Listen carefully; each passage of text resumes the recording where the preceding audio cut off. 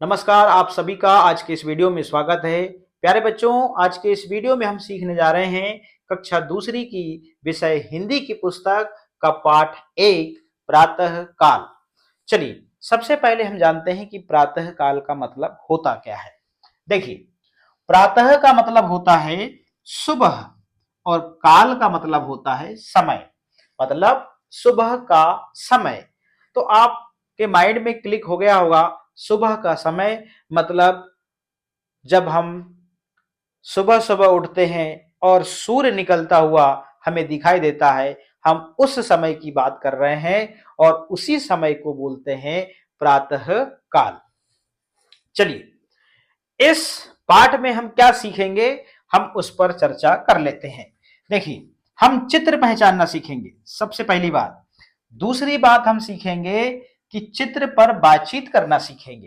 पहले चित्र पहचानेंगे, फिर हम चित्र पर बात करना सीखेंगे, फिर चित्र के आधार पर अपने शब्दों में वर्णन करना। फिर हम क्या सीखेंगे, अपने आसपास के परिवेश में पाए जाने वाले पशु पक्षियों से परिचित होना। पशु क्या है और पक्षी क्या है, और हमारे आसपास के बारे में जो भी चीजें होती हैं प्रातः काल में, हम इस चित्र के माध्यम से सीखेंगे। चलिए, अब हम आगे बढ़ते हैं और इस चित्र पर चर्चा करते हैं। देखिएगा, मैं थोड़ा सा इसको छोटा कर ले रहा हूं ताकि आपको चित्र पूरा दिखे। तो जैसे हमने पहले बात करी थी कि चित्र पहचानना है, आपको ये चित्र दिखाई दे रहा होगा, इसमें ऐसा कौन सा चित्र है जिसे आप ना पहचानते होंगे। क्यों?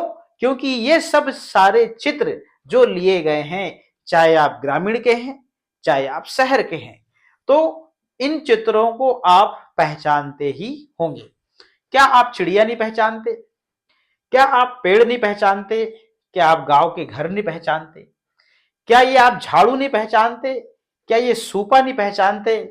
क्या जिसमें ये कपड़े सुखाए जाते हैं, क्या उस तार को नहीं जानते? ये क्लिप को नहीं जानते? क्या आप बैलों को नहीं जानते? क्या आप किसान को नहीं जानते? क्या आपने कुआं नहीं देखा? क्या आपने गुंडी भरते हुए किसी महिला को नहीं देखा? क्या आपने सड़क नहीं देखा? क्या आपने साइकिल नहीं देखा? क्या आपने बस नहीं देखा? क्या आपने घर नहीं देखा?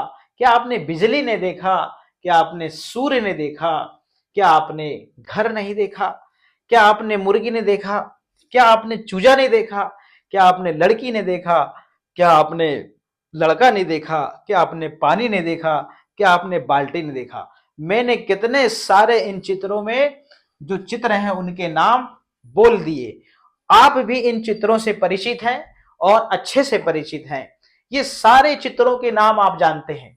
अब हम चित्र पर बातचीत करते हैं कि किस चित्र में क्या हो रहा है। देखिए, ये चिड़िया घोंसले में बैठी है, ये लड़की इस मुर्गी और इस चूजे को दाना खिला रही है, ये लड़का नहा रहा है, ये महिला झाड़ू लगा रही है, ये किसान खेत जा रहा है, ये साइकिल से कुछ सामान ले जा रहा है, और ये कुआं है।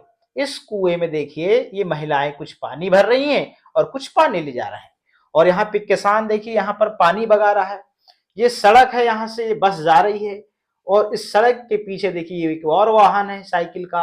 अब ये बिजली के खंभे हैं यहाँ पे, और ये सूर्य है। सूर्य पूर्व दिशा से निकलता है और निकलता हुआ हमें दिखाई दे रहा है। तमाम चीजें यहाँ पर देख रहे हैं आप। ये घर है, और देखिए घर में ये खिड़की है, और घर के किनारे ही पेड़ है, और इस घर की छत में एक चिड़िया बैठी हुई है। प्यारे बच्चों, पहली बात, चित्र को पहचाना, चित्र पर बातचीत किया। दूसरी चीज, चित्र के आधार पर अपने शब्दों में वर्णन करना है।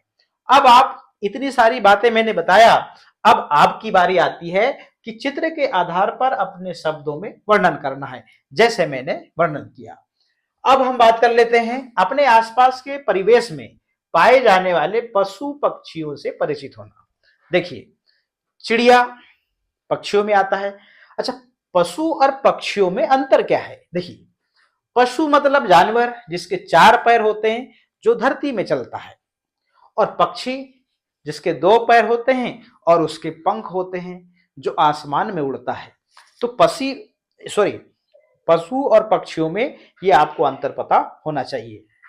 दूसरी चीज देखिए, अब इसमें से पशु क्या है और पक्षी क्या है। तो पशु यहां पर देखिए बैल, पक्षी क्या है यहाँ पे चिड़िया, इसको कौवा मान सकते हैं, ये मुर्गी, ये भी पक्षी में आएगा क्योंकि इसके पंख होते हैं।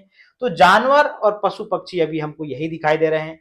मगर हमारे परिवेश में जानवर और कौन कौन से होते हैं, गाय है, बैल है, बकरी है, घोड़ा है। तो ये सब चीजें काय में जाएंगी, पशु में। और पक्षियों में कौवा है, तोता है, ये सब पशु पक्षियों में आ जाएंगे।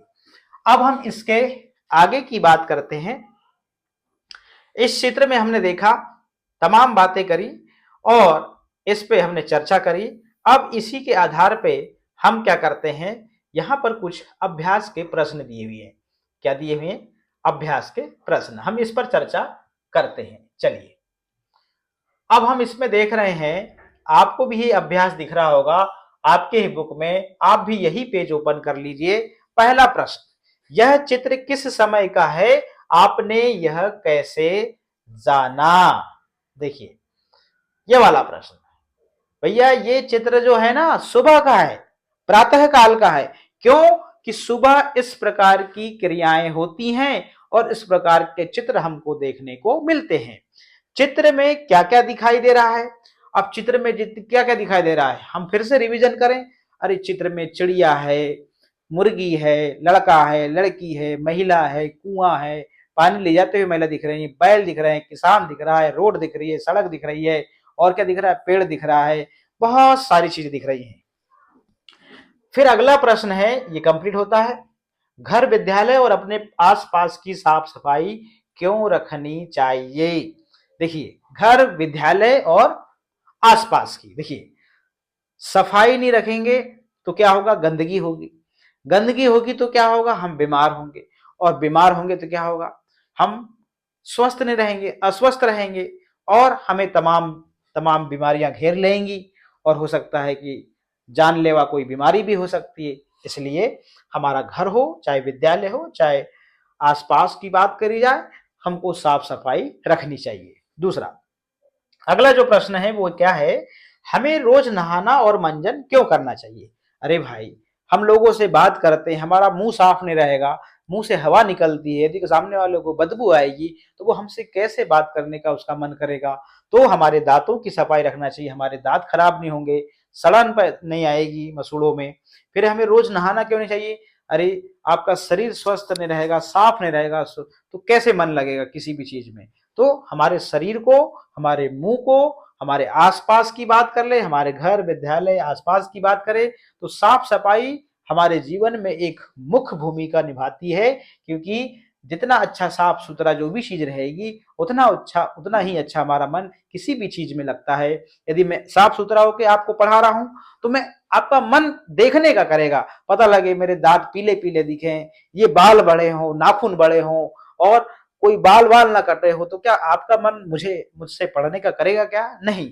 तो जो भी चीज जितनी अच्छी दिखती है, जितना अच्छा दिखता है उतना ही देखने का मन करता है।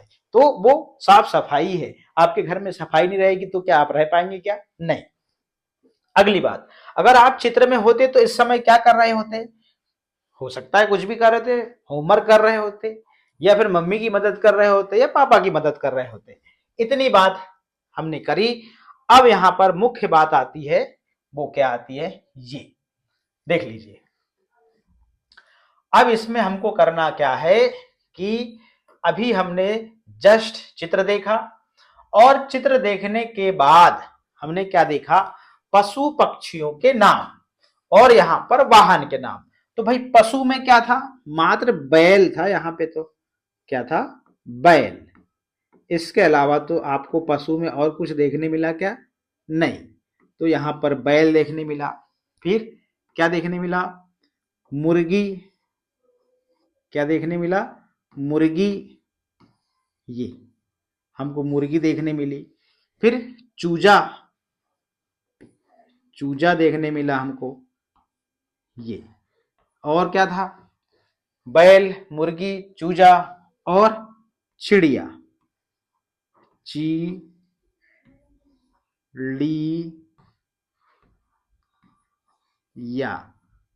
चिड़िया। ये देखिए चिड़िया। और क्या देखने मिला? वाहन की बात करें तो साइकिल। क्या देखने मिली? साइकिल। और क्या देखने मिली? बस। और क्या देखने मिली? बस। और क्या देखने मिली? गाड़ी। 3 वाहन हमको यहां पर देखने मिले। तो इस प्रकार से आपको लिख देना है। पशु पक्षियों में बैल, मुर्गी, चूजा, चिड़िया, और वाहनों में क्या मिला भैया? साइकिल, बस और गाड़ी। इस प्रकार से आपका जो पाठ है एक प्रातःकाल वर्कशीट के साथ में कंप्लीट होता है। हम जल्द ही मिलेंगे अगले वीडियो में पार्ट 2 के साथ।